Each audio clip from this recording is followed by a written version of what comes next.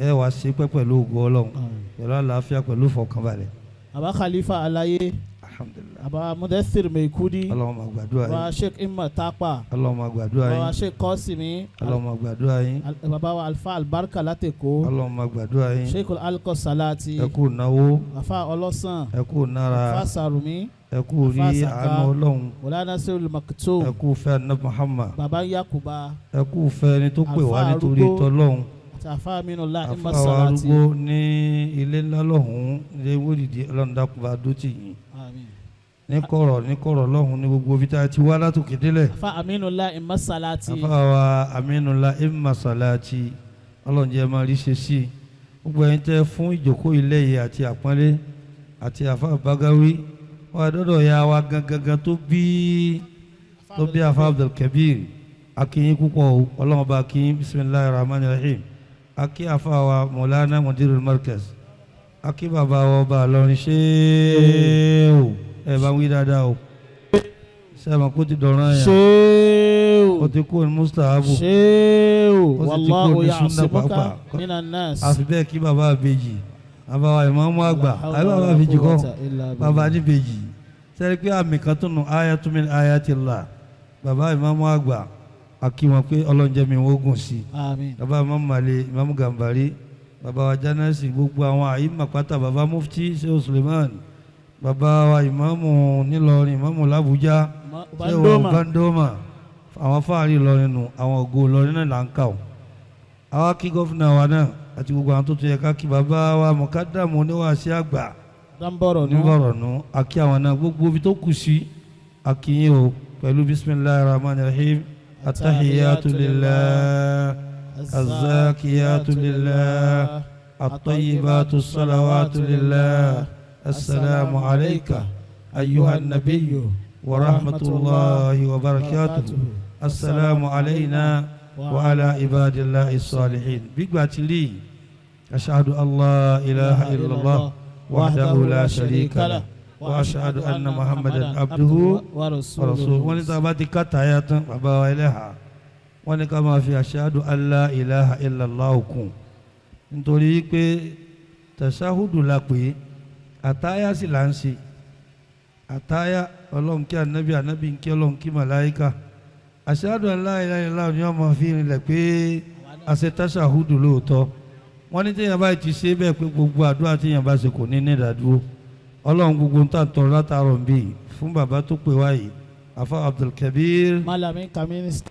Malamin kaman mínísítà ọlọ́run jẹ́ mi ogun o ọlọ́run jẹ́ mi ogun o pẹ̀lú àlàáfíà ni o pẹ̀lú àsìkí la ilaha illallah láì ní fọ̀rọ̀ gùn mọ́ àyà kan náà bí méjì káàkiri kọjá sí pé a ṣe tìláwà kásì má díìsì kan sí kí n fi wákàlẹ̀ wákàtí ó túmọ̀ jòkó yìí tí ó sì túmọ̀ ọ̀la lọ́rin torí ń ta kan bí tóbi púpọ̀ o. Allahu Akbar. ẹnìkan ti sọ àfa Mẹ̀kúdínà lọ sọ ó ní bó ni ti rí yìí ó ti fi hàn bọ́ọ̀lù ó ti rí àbí MC lọ sọ Bagawi ìbò ni ti rí ó ti hàn bọ́ọ̀lù ó ti rí njọ́ wọn níjẹ̀ta àti ìjẹrin àwọn bàbá ń jìjà du kí mọ̀ ó dúró kódà wọn tiẹ̀ wọn fọkàn sówó rárá ọlọ́run wa ni òkè sẹ́ẹ̀sì tèmi náà èmi náà ó ṣe tí ń ṣe tàwọn ọmọ yín àbí owó náà kọ́ ìyàwó àlùmọ́gìrì lówó wa ń dáhùn báyìí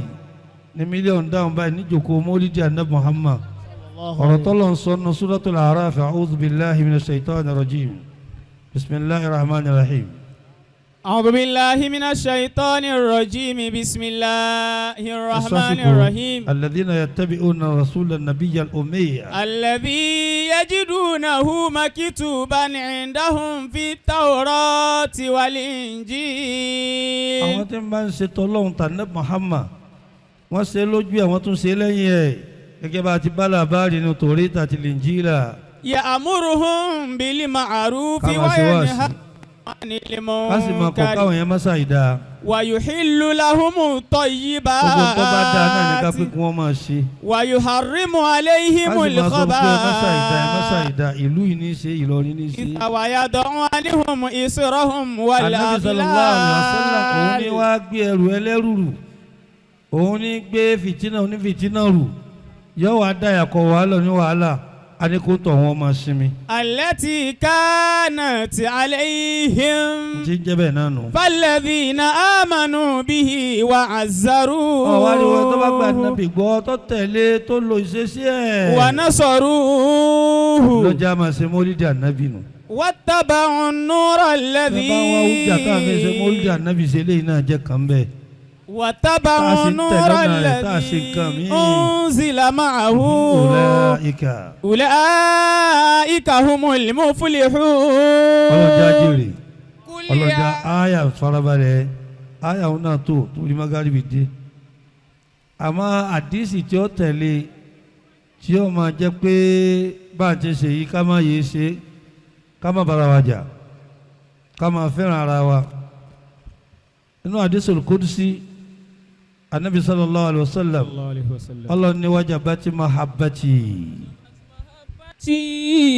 lilmutahabbina fiyya. àwọn mẹ́rin lọ́kà wajabati mahabbati ìfẹ́ mi di dandan ọ̀dọ́rọ̀ yẹn kí n nífẹ̀ẹ́ sí almutahabbina fiyya àwọn tí ń fẹ́ràn ara wọn torí èmi Ọlọ́run. walmutajalisina fiyya. àwọn tí wọ́n jòkó tira wọn láti dá akọ lọ jòkó náà la jòkó látàárọ̀ yìí ìjòkó náà la ń jòkó ń lè kéwù ìjòkó náà la ń jòkó ń záwíyà mẹ́tí wàá dé àmọ́ jòkó tira wọn ní òye wa almutajalisina fiyya àwọn tí jòkó tira wọn pé la ilaha illallah la ilaha illallah la ilaha illallah la ilaha illallah nítorí tèmi Ọlọ́run.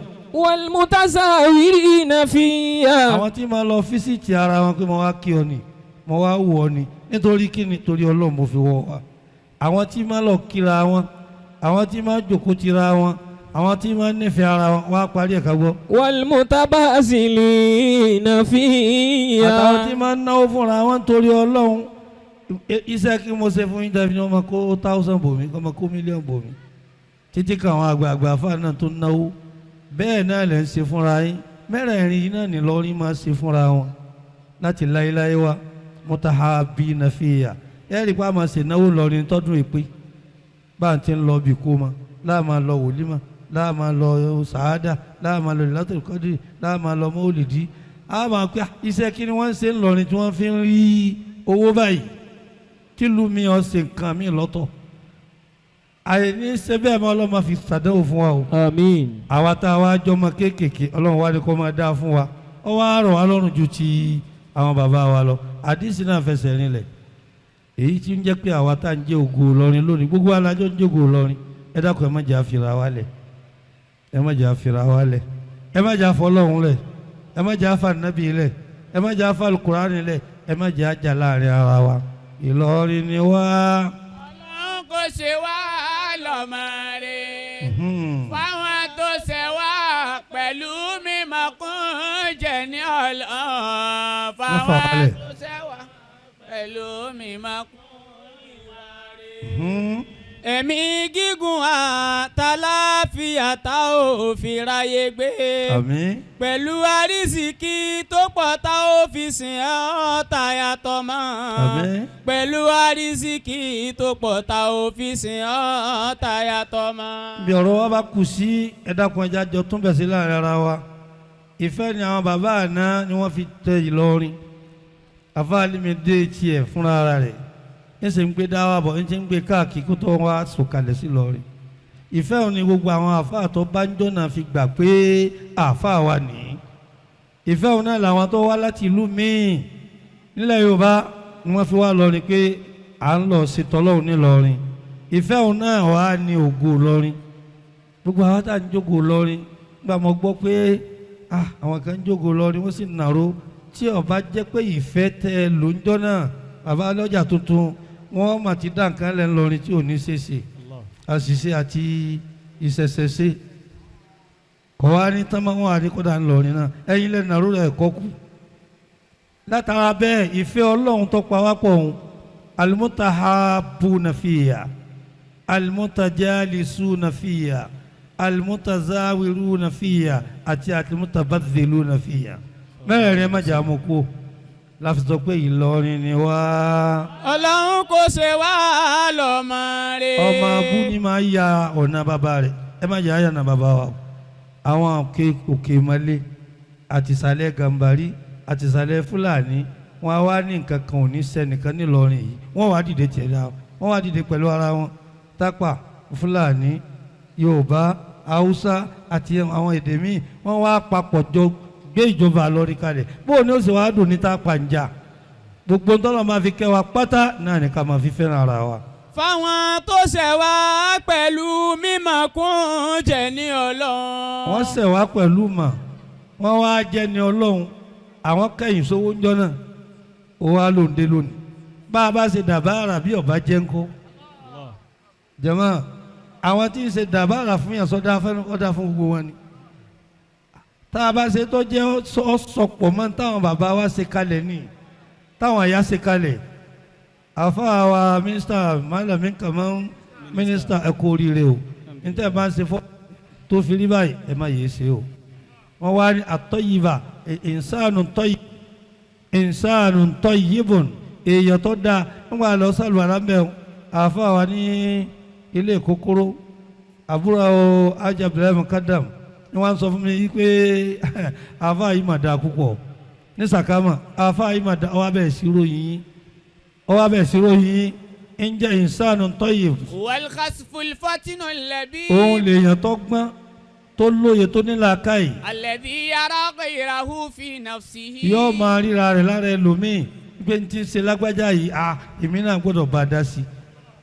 kama yara nafsahu fi ghayrihi. bí n ti rí fọ́tò ara rẹ̀ lára ẹlòmíì ni yóò máa rí fọ́tò ẹlòmíì lára tiẹ̀ pé n ti ń dun ẹlòmíì yóò máa dùn ún náà. wa yata'alam bi alamihim. n ti ń ta ẹ̀ta èrò tí ń sẹlómi yóò máa ṣèwọ́n náà. wa yahsunu bi husnihim. ìbànújẹ́ tó bá bẹ́ẹ̀ nìkan òun ní ó gbèrú ó ṣe déédéé àyàtà képe ànábì ní gbẹ́rù àwọn sàábé aṣíwájú tó rí tẹni ẹ̀yìn ẹ̀rọ ọkọ tó rí ti ìyàwó rò bàbá tó rí tọmọ rò ọ̀rẹ́ tó rí ti ọ̀rẹ́ rò ìṣàlẹ̀ Muhammad.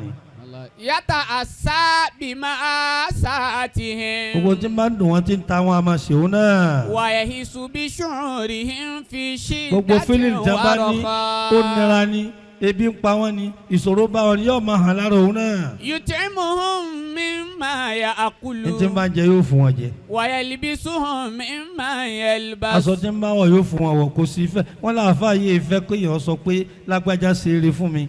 hasibaka oli rasulillahi sallallahu ọjọ́ tá a ná Muhammad sọ báyìí pé. inna ikhwanakum khawalukum. àwọn ọmọ àyà yín ara yín ni o. ja'alahumullahu tahta aydikum. Ọlọ́run ló fa àwọn èèyàn pé wọ́n máa tẹ̀lé ọ kiri. faman kana akhuhu tahta yadihi. ẹni Ọlọ́run bá ní wọ́n máa tẹ̀lé kí ìmáàmù mọ́sálásí ni mùdírù lè kéwù ni ṣéwù záwíyà ni. falyut'imuhu mimma kọjá wọn jẹun yóò lára àwọn. wa yulbisuhu mimma jẹ́ wọ́n máa wọnú aṣọ máa jẹ pé àlòkù rẹ̀ nítorí wọ́n bá ń lò jáwọn náà ó lò ó. wala yukallifuhu ma la yatiq. ní tipa àwọn ọba kámájú wọn ó ṣe èyí náà tó bọ́lọ̀ tí ni ẹ máa ṣe náà ni ẹ máa ṣe ẹ má yí padà gbogbo wa tá à ń jẹ́ lọ́rin ẹ jẹ́ á mà wípé àwọn èèyàn jowú wa nípa mímọ̀ wọ́n sì fẹ́ ṣáájú wa àwọn èèyàn jowú wa nípa ẹ̀sìn wọ́n sì fẹ́ ṣáájú wa báwo ni o ṣe ní jẹ́bẹ̀ tá a fi kọ́lọ̀ mọ́sọ̀ wá dèrò ẹ̀yìn. àmín. èyí ni wọ́n fẹ́ jẹ́ padà sí pé nítorí àwọn ọmọ kí wọ́n sọ lójúde Balógun Gàmbàrí jòní náà ni pé àwa tí ebi ń pa wá tá a rọ́ náà ẹ mẹ́jẹ̀ á gbàgbé ká lọ bá bàbá wa Sàláàtì ní ti ń bẹ lọ́dọ̀ wọn ń bẹ lọ́dọ̀ wọn àwọn bìgẹ́rì sáàbì ti ń bẹnu Kùránì mo lọ rèé wò ó ó sì jẹ́ méje àyà bìgẹ́rì sáàbì òun láàkì tá a fi ṣe àdúrà. bá ti sọ̀kalẹ̀. bá ti sọ̀kalẹ̀ rẹ̀. kọ̀sídà lè Sàláàtì tí wọ́n kékeré kan tí mo ṣe wọ́n fún wọn pólì. kọ̀sídà Sàláàtì tá a ṣe wá pólì. láàfin kí bàbá. láàfin kí bàbá Sàláàtì. àwọn kan fi útúbà lé ní. àwọn kan fi útúbà lé ní. àwọn bìgẹ́rì sáàbì méje ní bẹ́ẹ̀ nú Al-Qur'an. bìgẹ́rì sáàbì méje ní bẹ́ẹ̀ nú Al-Qur'an. bàbá lọ́dọ̀ àfọyàsí kọ́ lọ gbé sí. bàbá Yásìn lọ́dọ̀ wọn. bàbá wa láyé. bàbá wa láyé. àwọn ọmọ ìsáàbì púpọ̀. wọ́n mọ ìsáàbì púpọ̀. mo fàṣkò yín láti àfáwà Ṣuaibu Kaduna. bisimilayi kul huwa Allah. bisimilayi rahman rahim kul huwa Allahu ahad Allahu samad lam yalid wa lam yulad. nípa àmọ́ ni mo fẹ́ mọ̀ nípa hajj ọjọ́ mẹ́ta péré ni bàbá náà fi ṣe ọjọ́ àkọ́kọ́ tí mo kọ́ lọ́ọ́ bá wọn nísàlẹ̀ ọjà lágége ìhùn sọ́ngbà náà táwọn wọn náà padà sí markaz bàbá wa ni abádáwọ́dá wọn lọ fẹ́ mọ̀ nípa hajj ni apáǹgbèwé bá fún exercise ló bá kọ́ níjọ́ kan nígbà ọjọ́ kejì àká nígbà ọjọ́ kẹta wọ́n ní kí n ṣe é wò ọlọ́run bá ní kó dọ̀wọ́ ló bá dọ̀nà. Allahu akbar.